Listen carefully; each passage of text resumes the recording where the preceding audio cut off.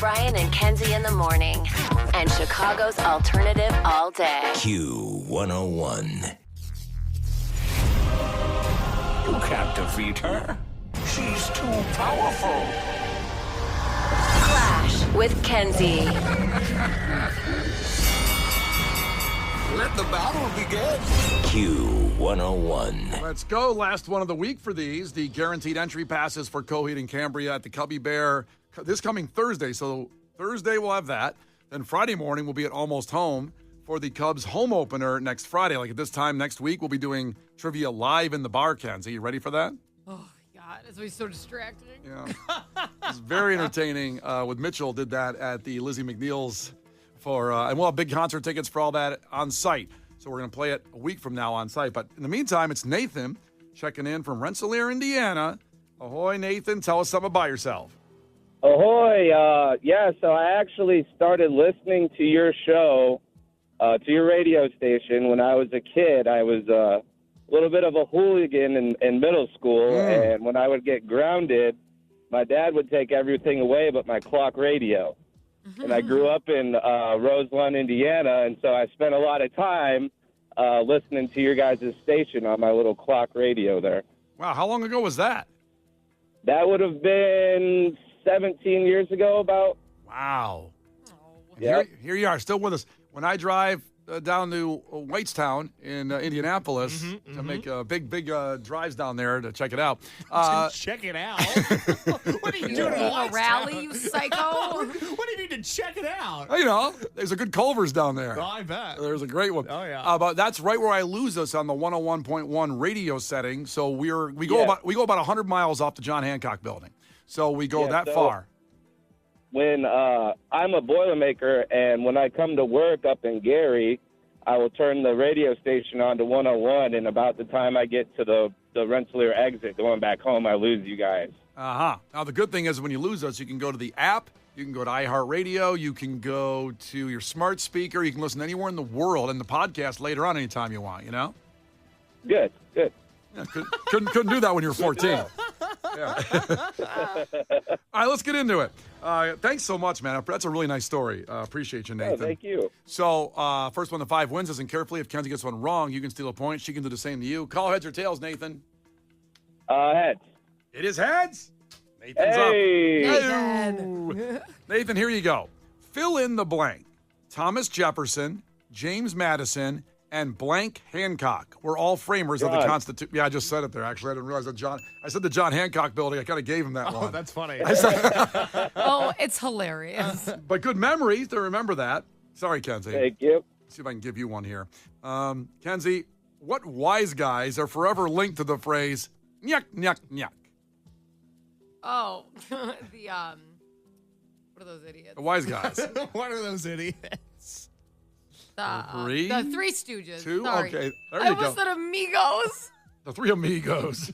Be funny if Steve Oh, Martin my went, God. nyuk, I was nyuk, like, nyuk. don't say that, whatever you do. All right, back to Nathan. That's correct. Nathan, what part of the body is affected by tinnitus? Your tendons. Oh, no, no, not that one. Kenzie, do you know? Ears? Ears. So tinnitus is the ringing in the ears, Nathan, like when you go to concerts too much and don't put earplugs in. Listen, we're all for hearing that volume full blast out of the PA, but even if you put earplugs in for half the songs or something like that, it will protect your ears. You'll go to Q101 concerts. Like Coheed's going to be loud at the Cubby Bear. So wear some earplugs. You won't get tinnitus. Yeah, just a little PSA from me. Make me sound like your grandfather. Protect your ears. You know what I mean? I do know what you mean. Okay. Yeah, no, we heard you. We got it. We don't have tinnitus. What? Can you guys hear me? Hello? God, Jesus. All right, it's 2-1, and it's back to Kenzie. Kenzie, what illness is characterized by prolonged violent coughing fits that can lead to vomiting, difficulty breathing, and a distinctive sound? Oh, is it whooping cough? It is. Is it whooping or whooping cough?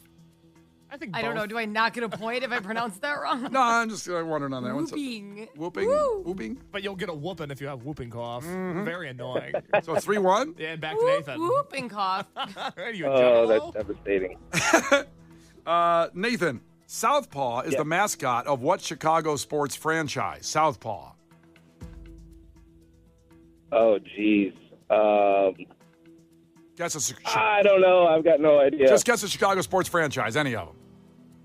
The White Sox. It is the White Sox. There you go.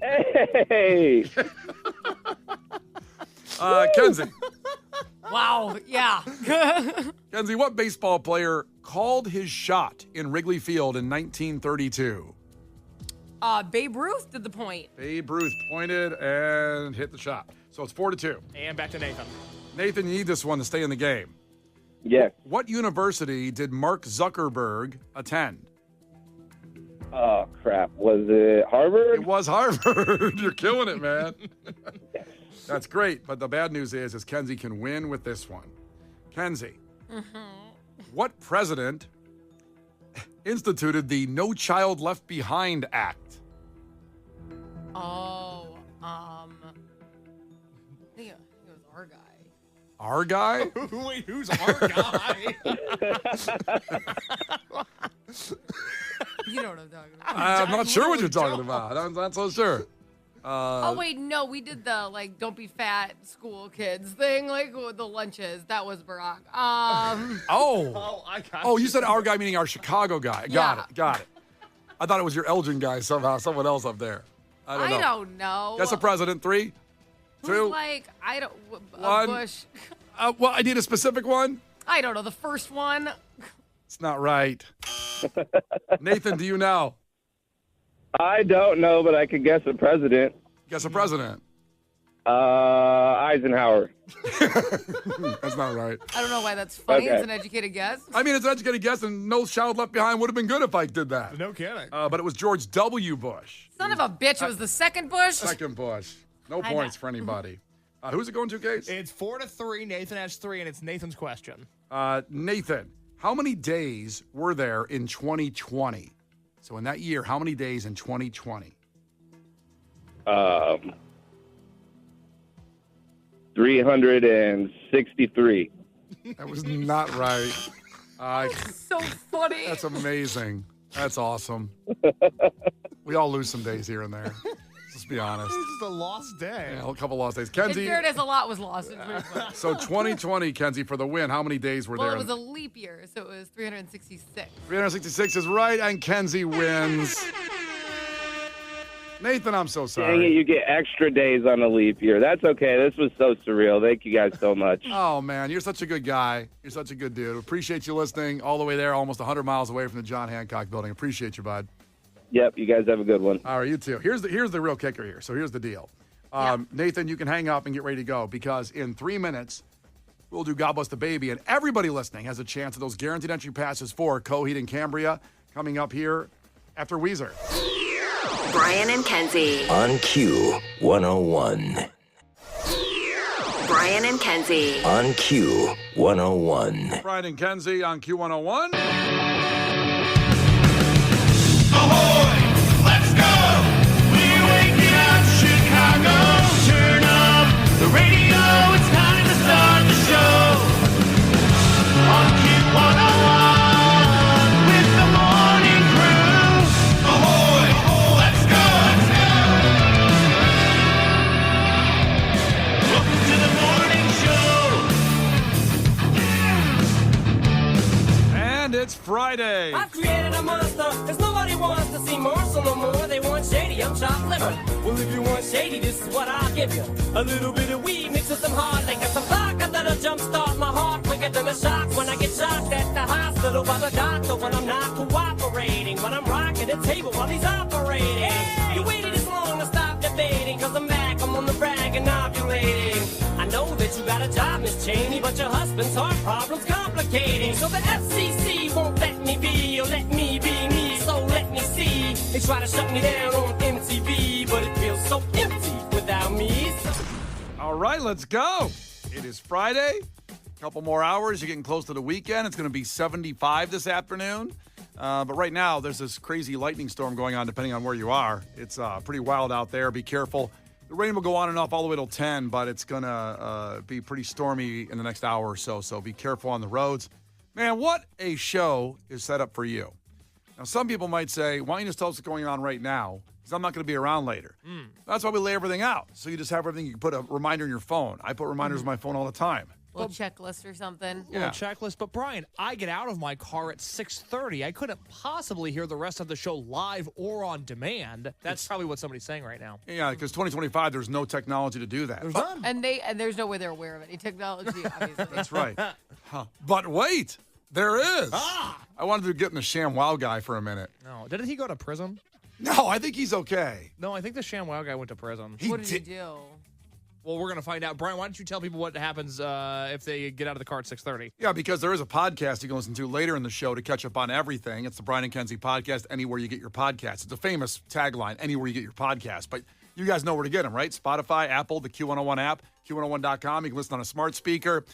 You can listen on the good old-fashioned radio at 101.1. But, yeah, again, you get out of your car. There's a lot there. I don't know if you guys know about the Sham Wow Guy. Yeah, right. I will read it in just a second. But, Brian, finish your thoughts on how you can listen to the show if you get out of the car at 6:30.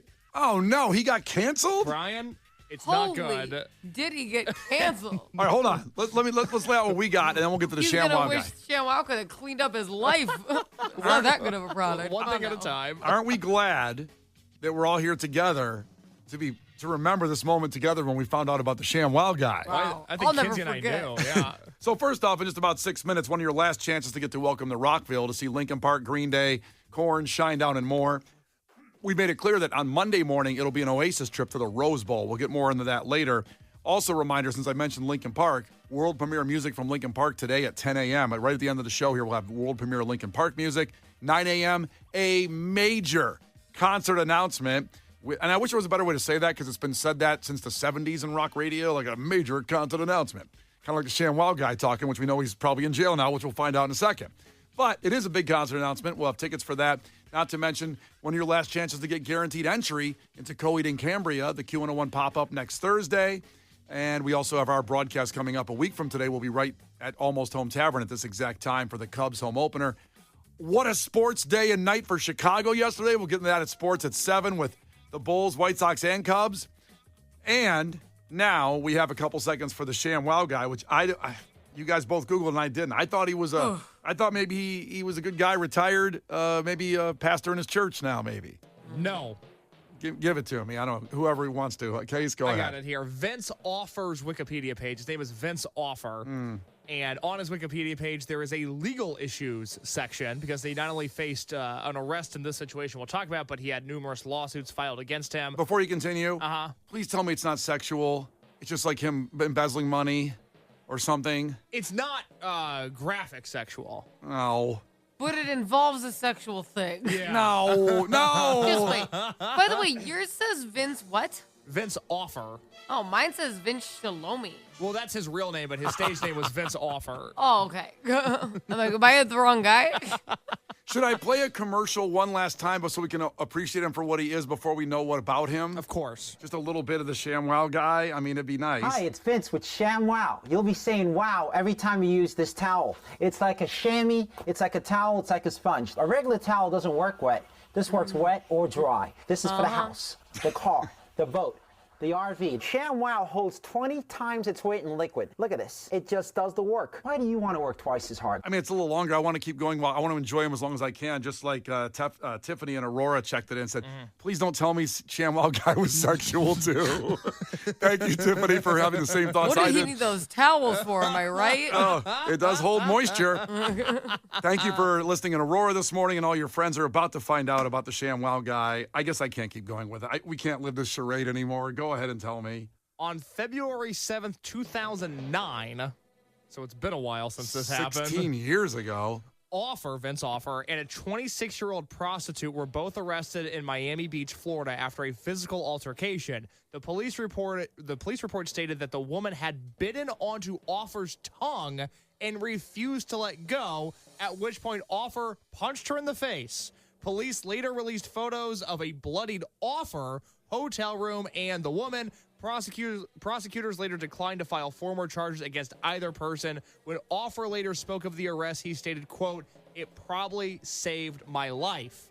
So a prostitute bit onto his tongue, wouldn't let go, and to get her off, he had to punch her in the face. Yeah. Well, And he faces some assault and battery charges. what does she face, though? She bit his tongue and wouldn't let go. Yeah, probably Well, she's nothing also a good. prostitute, which is illegal, so she's had to. The phone call was unfortunate on her behalf, if I have to be honest. Sort of a double whammy, as That it's known. stings. It's A tough. double Sham Wow. Like sham, damn. Yeah. So, did he go to jail? Yes, but no formal files. He wasn't charged. I don't know if you know this, though. He tried to come back with a new product called Invincible, which was a 6-in-1 kitchen cleaner. Holy cow. Sham Wow. He's like, also, if there's blood on the floor after you punch a prostitute in the face, it comes right up. I mean, okay, here's the Invincible Cleaner commercial. Oh, I got the whole tones here of it. I thought it was him cursing. Hi, it's Vince with my new product called Invincible. Now, it's the only cleaner strong enough to have my name in it. Invincible's like a cleaner, laundry, and stain remover all combined into this. Just add the Invincible tablet to water to replace your kitchen, bathroom, and towel cleaner, your wall cleaner, and scuff remover. Oh, I need this. It gets marks up the wall, Kenzie. And Oh, yeah, you should support him. well, again, I don't know how. So that's the whole story because he got with a prostitute, which people do. Uh-huh. And she bit his tongue, and he had to get away. Now, punching in the face. I mean, I don't know how I'd react if someone was biting my tongue off. Oh, you want to find out? Kenzie, come over here. The Brian and Kenzie Show. On Q101. The Brian and Kenzie Show. On Q101. For Christ's sake, tomorrow's the 4th of July, and we will be open for business. What country you from? What ain't no country I ever heard of? They speak English and what? Utah. Give me 2. Do you enjoy pain? Pain don't hurt. Wax on, right hand. Wax off, left hand.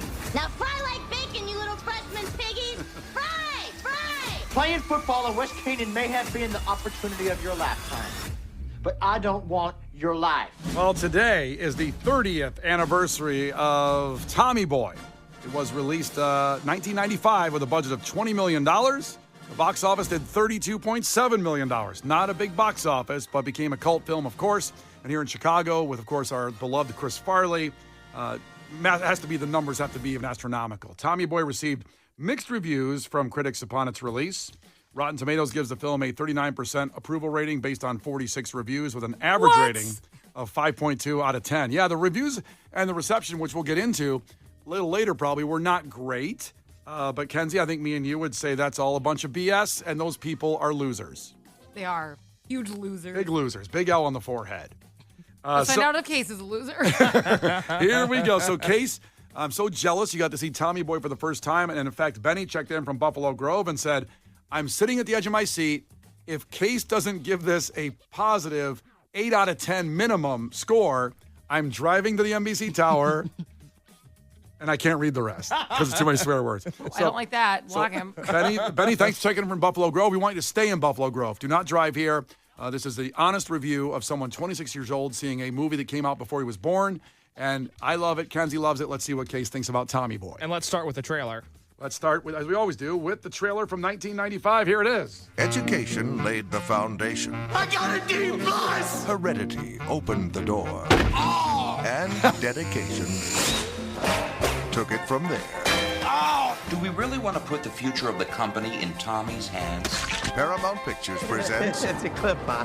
Are you sure? Chris Farley. That's gonna leave a mark. David Spade. Yikes. Tommy Boy. Did you live under power lines as a kid or something? Rated PG-13. All right, Case. So, Tommy Boy, your review on the 30th anniversary of the movie, go. I feel bad that I have to do this. Oh, you piece of garbage. I don't like what I'm about to do. The thing with Tommy Boy is that I think this movie is one that you're supposed to watch for the first time as a blockbuster rental. You get the VHS tape and you watch it at 12 years old at a sleepover with your friends. I think that's the best way to enjoy this movie. I did not have that experience. I watched this movie for the first time at 26. And while Chris Farley is undeniably hilarious, we're not going to debate that. It's not the conversation. It's not the tone this review is going to take. It already has a tone. This movie doesn't make any sense. And I unfortunately am in the position where I have to watch a film like Tommy Boy with a critical eye. I have to come on here and I have to review this film like a journalist would. I have to watch it and critique it and hope to love it. And there are just so many things about this movie that don't make any sense, despite at times what is absolutely tremendous comedy. I have to watch this film with a critical eye, and it does not stand up to what I thought. Critical eye? Critical, Brian, I have to. How does it not make sense? Are you stupid? Well, I will not deny those allegations. It doesn't make any sense. What you're telling me is that Rob Lowe and Bo Derek, who I only knew because Jay-Z once referenced her in a song. I had to do a whole Google deep dive on Bo Derek yesterday. So they're married, but they're pretending to be mother and son.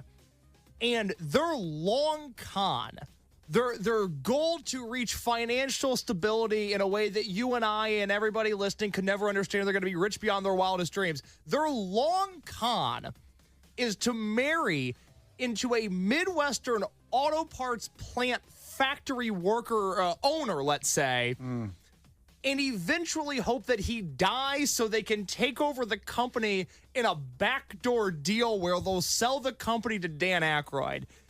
I'm not buying it. Why is this the way that they're getting their wealth? This makes no sense. Isn't Rob Lowe? Yes. Yes, it is Rob Lowe. What? Sorry, I don't remember that. No, Rob Lowe's definitely in it. Pretty main character. Pretty good main character. I remember his faces. Now, here's the thing. I don't want to pick you apart yet. By the way, Chris from Buffalo Grove just said, SMH, I'm on my way to the MDC Tower. A critical eye, that's for Schindler's List. This is Tommy Boy. I understand that. You were supposed to sit back and enjoy the ride of the best comedy duo possibly in movie history, delivering the best performance. David Spade and Chris Farley. Tell me another one that's better than that. In that movie of what they hit, their peak performance of any of the movies they were in after that or before it. Here's the thing. They're funny in this movie. The problem is they don't have enough people to play off of because Chris Farley's dad, the little bit that he's in it, he's very funny, but, heart attack at the wedding, whole thing, he dies. Mm-hmm. Bo Derek. Thanks, Kenzie.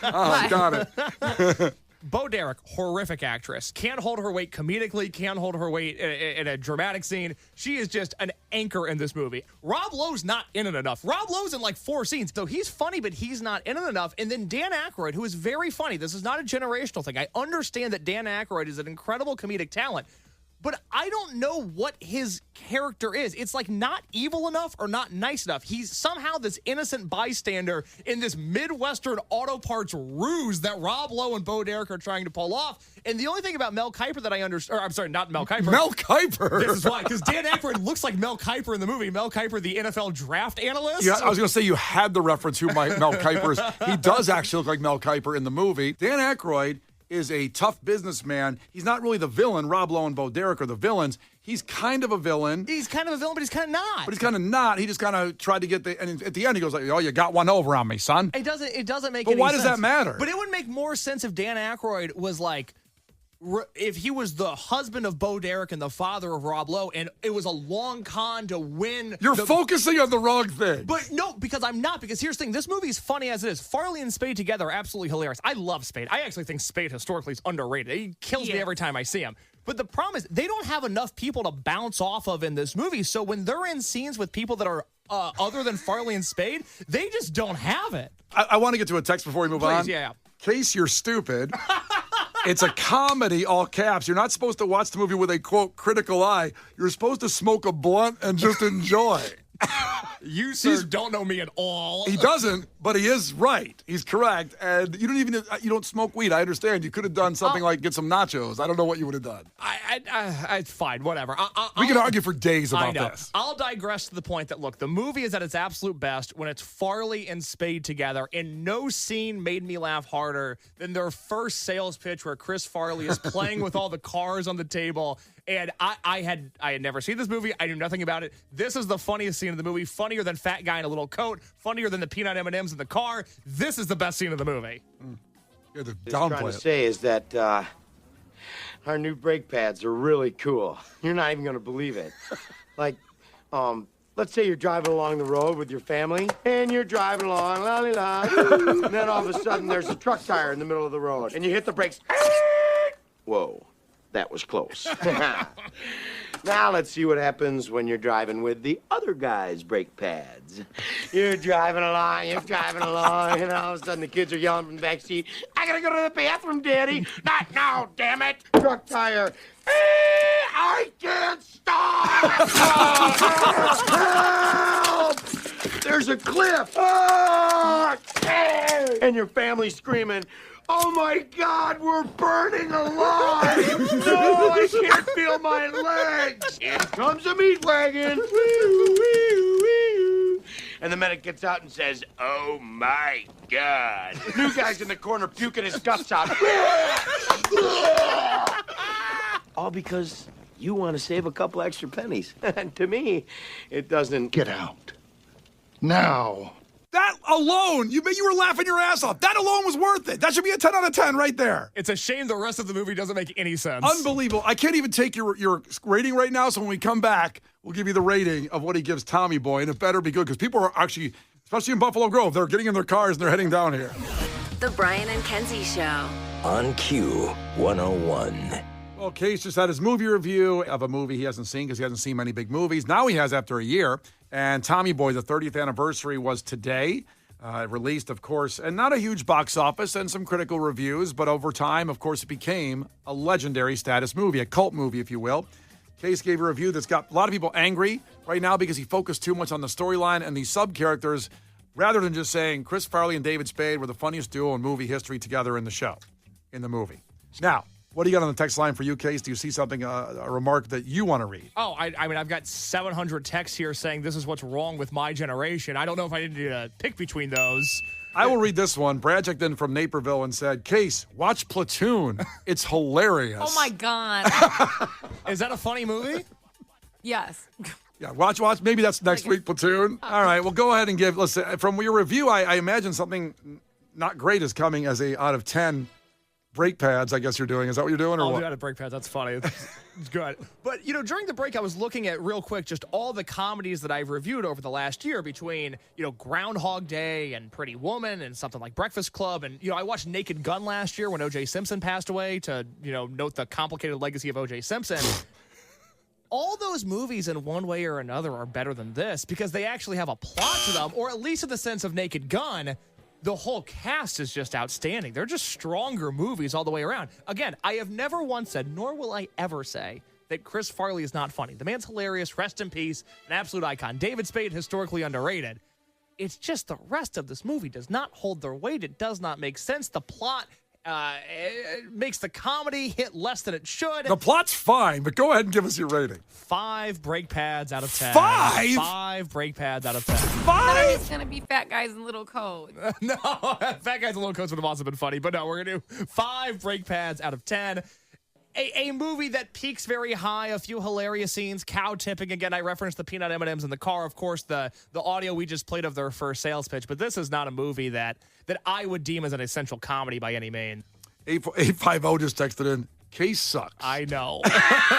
No argument for me, sir. Brian and Kenzie in the morning. And Chicago's alternative all day. Q 101.